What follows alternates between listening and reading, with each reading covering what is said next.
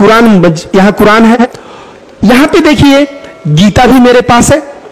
Challenge करता हूं तुम दोनों को, जिस जगह पे मुझे बुलाना हो, जिस डिबेट में मुझे बुलाना हो, मुझे चर्चा कर लेना और मैं तुम लोगों को असली औकात दिखा दूंगा। दोस्तों, तो ये लोग कहते हैं कि कुरान में लिखा है कि जहां भी काफिरों को देखो काफिरों की हत्या कर दो। क्या कहेगा? युद्ध के मैदान में जाओ और दुश्मनों से अपना गला कटा के चले आओ, या कहेगा कि दुश्मनों की हत्या करो? आयत नंबर 6 नहीं बताएंगे जिसमें लिखा हुआ है कि सुरक्षित स्थान पे छोड़ दो। और हेलो दोस्तों, मेरा नाम रविकांत भारती है। चाहे यह पुष्पेंद्र कुल श्रेष्ठ हो और चाहे यति नरसिंहानंद सरस्वती हो, इन दोनों का कार्य एक ही है, नफरत फैलाना और हिंदुओं के दिल में मुसलमानों के प्रति इतना नफरत भर देना कि इस देश में हमेशा दंगे होते रहे। यह देश को अमन चैन में ये लोग देखना नहीं चाहते। जो दंगे होंगे उससे किसी राजनीतिक दल को फायदा होगा और उसी राजनीतिक दल के आड़ में ये लोग अपनी दुकान चलाते रहेंगे। मैं कहता हूं इनकी दुकान को मैं बंद करूंगा। ये लोग जो भी तथ्य कहते हैं वह तथ्य गलत कहते हैं, मैं उसका प्रमाण दूंगा। दोस्तों, ये लोग कहते हैं कि कुरान में ऐसा लिखा है जहां भी काफिरों को देखो काफिरों की हत्या कर दो। और काफिर मतलब क्या? जो अल्लाह को नहीं मानते वो सब काफिर हैं। ये लोग कहते हैं हिंदुओं, जनसंख्या में जिस दिन ये मुसलमान ज्यादा हो गए तुम लोग काफिर रहोगे, तुम लोगों को भी ये हत्या कर देंगे, इसलिए इनसे बचने की जरूरत है। और इस तरह का बात करके यह दंगा कराने का कार्य करते हैं। आइए दोस्तों, मेरे पास आप देखिए कुरान, यहां कुरान है, यहां पे देखिए गीता भी मेरे पास है। क्योंकि ये लोग, मैं कुरान दिखाया तो ये लोग कहेंगे ना कि ये एक मुल्ला ही है जो कुरान की स्टडी करता है। मेरे पास भागवत गीता की 17 किताबें हैं, चाहे वो प्रभुपाद की किताब हो, चाहे गीता प्रेस का, चाहे अलगरानंद महाराज जी का, चाहे ये देखो ये गीता का ये योगानंद जी द्वारा लिखा हुआ है। तो मेरे पास गीता की 18 किताबें हैं। मैंने अष्टावक्र गीता, मैंने धर्म पे जितना अध्ययन किया है ना, मैं तुमको चैलेंज करता हूं तुम दोनों को, जिस जगह पे मुझे बुलाना हो, जिस डिबेट में मुझे बुलाना हो, मुझे चर्चा कर लेना और मैं तुम लोगों को असली औकात दिखा दूंगा। दोस्तों, तो ये लोग कहते हैं कि कुरान में लिखा है कि जहां भी काफिरों को देखो काफिरों की हत्या कर दो। मैंने इसमें सूरह तौबा जो 9 है, चैप्टर नंबर 9, 5वां नंबर ये लोग आयत बताते हैं जिसमें लिखा हुआ है कि जहां भी तुम काफिरों को देखो हत्या कर दो। यह बात इसमें लिखा हुआ है। संदर्भ लेकिन नहीं बताते, परिप्रेक्ष नहीं बताते। संदर्भ समझिए, जो मूसे साहब मक्का थे और जो मुसलमान थे उन दोनों के बीच शांति समझौता हुआ था। मूसे साहब मक्का इस शांति समझौता को तोड़ देते हैं। जब तोड़ते हैं तो युद्ध होता है और युद्ध के मैदान में कहा गया है कि काफिरों की हत्या करो। ये बताइए, कोई भी एक नेता रहेगा अपने सैनिकों से क्या कहेगा? युद्ध के मैदान में जाओ और दुश्मनों से अपना गला कटा के चले आओ, या कहेगा कि दुश्मनों की हत्या करो? तो यहां पे वहां मुस्लिम और नॉन मुस्लिम लड़ रहे थे, तो नॉन मुस्लिम के लिए कहा गया, दुश्मन को कहा गया कि उसका हत्या कर दो। अगले आयत 6 में कहा गया है कि अगर कोई काफिर आपसे सुरक्षा मांगे तो उसको सुरक्षा प्रदान करो ताकि वह अल्लाह के शब्दों को सुन सके, उसे सुरक्षित स्थान तक पहुंचाओ। इसमें इस व्यक्ति की दोष नहीं है, यह अज्ञानी है। तो यह 5वां नंबर एक लाइन पकड़ लिए और उसी को पकड़ के अपने मन का जितना भी गोबर है, भड़ास है, इस सबको उसमें डाल के और हिंदुओं के दिल में मुसलमानों के लिए नफरत पैदा करने का कार्य कर रहे हैं। ये कभी भी आयत नंबर 6 नहीं बताएंगे जिसमें लिखा हुआ है कि सुरक्षित स्थान पे छोड़ दो। और परिप्रेक्ष्य अभी समझिए कि भारत और चाइना का युद्ध हो, सपोज करिए, और प्रधानमंत्री जाएं सैनिकों के बीच और कहें कि जहां भी चीनियों को देखो उनकी हत्या कर दो। तो यहां ताजमहल देखने कुछ चीनी आए हैं, क्या मैं उनका हत्या कर दूंगा? क्या प्रधानमंत्री ने युद्ध के मैदान में सैनिकों के लिए कहा है?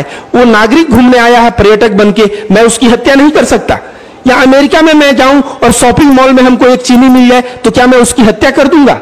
बिल्कुल नहीं। तो बात, शब्द जो होता है ना, शब्द में दम नहीं होता, दम होता है उसके परिप्रेक्ष्य में।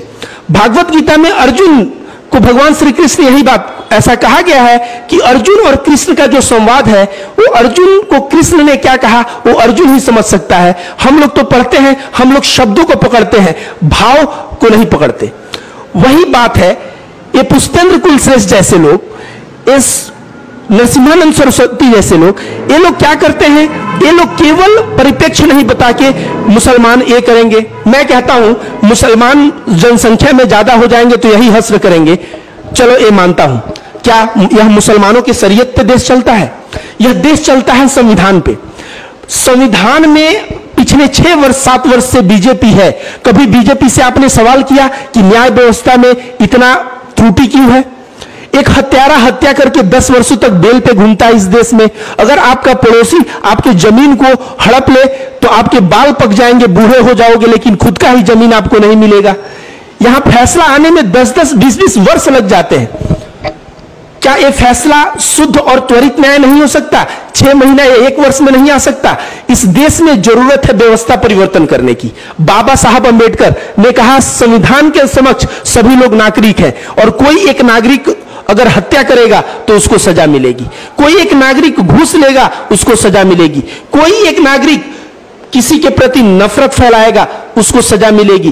तो इस तरह का बात बाबा साहब अंबेडकर ने संविधान में कहा। ये पुष्पेंद्र कुल श्रेष्ठ और यति नरसिम्हानंद सरस्वती जैसे लोगों को संविधान से भी नफरत है। ये लोग संविधान को संविधान नहीं मानते। क्यों? क्योंकि इनके जो आका हैं ये आरएसएस वाले लोग बोलते। देश जब आजाद हो रहा था तो गोलवालकर कहता है संकीर्ण मानसिकता वाले लोग देश को आजादी मांग रहे हैं। वह कहता है देश को लड़ने की जरूरत है मुसलमानों से, सिखों से, क्रिश्चियनों से। देश को लड़ने की जरूरत अंग्रेजों से नहीं है। भारत छोड़ो आंदोलन में वह जो है भारत छोड़ो आंदोलन का विरोध करने वाले ये लोग हैं। ये लोग हिटलर को विष्णु का अवतार बताने वाले लोग हैं। हिटलर कहता है जनसंख्या में जो नाजी ज्यादा है उसी को रहने का अधिकार है, ज्यूस को मारो। ये लोग भी कहते हैं जनसंख्या में हिंदू ज्यादा है, मुसलमानों को रहने का अधिकार नहीं है, मुसलमानों को मारो, मुसलमानों को देश से निकालो। इस तरह का इनका एजेंडा रहा है। इस तरह के विचारधारा के ये लोग हैं। ये लोग चाहते हैं मनुस्मृति को भारत का संविधान बनाया जाए जिससे महिला शोषण, दलित शोषण और अन्य वर्ग जो कम संख्या में लोग हैं उनका शोषण किया जाए। इस देश में लोकतंत्र है, यह असंभव है। यह तो असंभव है ही है। भारत के संविधान पे मैं कह रहा हूं अभी प्रधानमंत्री नरेंद्र मोदी और जितने भी जीते हुए केंद्र सरकार के लोग हैं, न्याय व्यवस्था में एक रिफॉर्म चाहिए। जरूरत है न्याय व्यवस्था में रिफॉर्म करने की। आप रिफॉर्म करिए, आप देखेंगे देश में हत्याएं कम हो जाएंगी, बलात्कार कम हो जाएगा और देश में बहुत चीजें बदल जाएंगी। इन चीजों पे ध्यान आप देंगे नहीं और पुष्पेंद्र कुल श्रेष्ठ जैसा लोग ये हवा देते रहेगा कि मुसलमान से खतरा है, ये खतरा है, वो खतरा है। तुम्हारी दुकान को मैं चलने नहीं दूंगा पुष्पेंद्र कुल श्रेष्ठ। और याद रख लो, इस तरह का नफरत फैलाते हो, तुम्हारे हर एक बातों का जवाब मेरे पास है जो प्रत्येक वीडियो के माध्यम से मैं देता रहूंगा। और जब जिस मंच में मुझे बुलाना चाहो डिबेट के लिए, मैं रविकांत भारती तैयार हूं तुमसे डिबेट करने के लिए। तो दोस्तों बातों को समझिए। अगर बात को नहीं समझेंगे, हिंदू और मुस्लिम में लड़ेंगे, फायदा होगा राजनीतिक दल को। ऐसा कोई भी धर्म नहीं सिखाता कि हिंदुओं को मारो या हिंदू धर्म नहीं सिखाता मुसलमानों को मारो। लेकिन ये जो है पुष्पेंद्र कुल श्रेष्ठ जैसे कुछ कट्टरपंथी लोग हैं, यह चाहते हैं कि हिंदुओं को कट्टर बनाया जाए, मुसलमानों को मरवाया जाए। तो इस तरह का कार्य जो है कदापि होगा नहीं। क्यों? क्योंकि हिंदू समझदार है, हमारा हिंदू समझता है बातों को। बहुत बहुत धन्यवाद। सब्सक्राइब करें जनता की आवाज आप तक को और बेल आइकन को दबाएं और पाएं सबसे पहले न्यूज़।